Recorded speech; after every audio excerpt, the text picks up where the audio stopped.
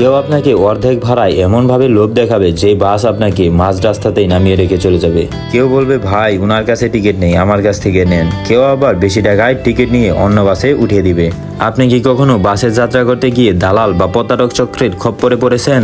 হায়দ্রাবাদ, যাত্রাবাড়ি, গাবতলী কিংবা ঢাকার বড় বড় বাস কাউন্টারে আসল কাউন্টার আর দালালের মধ্যে পার্থক্য না জানলে মুহূর্তের মধ্যেই আপনিও হতে পারেন প্রতারণার শিকার। প্রতারক চক্রের হাত থেকে কিভাবে মুক্তি পাবেন আর আসল কাউন্টার কিভাবে খুঁজে পাবেন সবকিছু জানাবো এই ভিডিওতে। টার্মিনালে ঢোকার পরেই কেউ যদি এসে বলে ভাই কোথায় যাবেন টিকিট লাগবে, এই দিকে আসেন ভালো বাস আছে, তখন সঙ্গে সঙ্গে তার পেছন পেছন হাঁটা শুরু করবেন না। কারণ একজন সাধারণ যাত্রীকে দেখে তার গন্তব্য জানতে চাওয়া নিজে কোনো অপরাধের প্রমাণ নয়।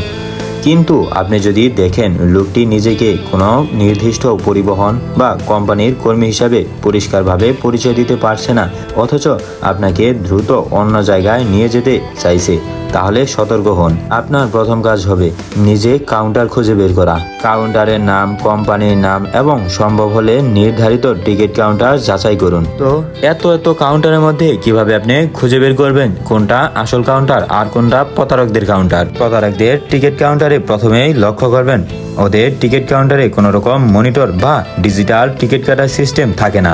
একটি কাউন্টারে একাধিক বাসের টিকিট বিক্রি করে। আরেকটি বিষয় খুব করে লক্ষ্য করবেন যে একটি বাস কাউন্টারে একটি মাত্র পরিবহনের নাম লেখা থাকবে, অর্থাৎ আপনি যে ব্যানারে যেতে চান একমাত্র সেই ব্যানারেরই নাম লেখা থাকবে কাউন্টারের উপরে। আর সেই সাথে ভেতরে প্রবেশের সঙ্গে সঙ্গে আপনার সাথে তারা নম্র এবং ভদ্র ব্যবহার করবে। দালালদের মতো জোরাজুরি বা টিকিট কাটার জন্য চাপাচাপি করবে না, কারণ তারা দালাল নয়। আপনি তাদের কাছ থেকে টিকিট কাটলে বা না কাটলে তাদের কোনো কিছু যায় আসে না। আর প্রতিটি পরিবহনেরই এইরকম কিছু নির্দিষ্ট বাস কাউন্টার রয়েছে।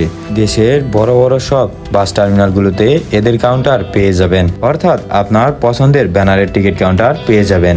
আর যারা অনলাইনে টিকিট কাটতে চান তারা সহজ.com-এ যে অনলাইন থেকে কেটে নিতে পারেন।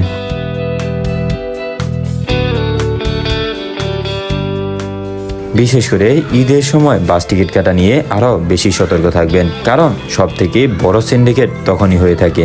আর সায়দাবাদ রেল গেটের ওইখানে ছোট ছোট যে টিকিট কাউন্টারগুলো রয়েছে ভুলেও ওই জায়গা থেকে টিকিট কাটবেন না। আপনাকে যদি বলে যে 90% ডিসকাউন্টে পাঠাবো, অর্থাৎ 1000 টাকার ভাড়া আপনার কাছ থেকে 100 টাকা রাখবো, আপনি তবুও যাবেন না।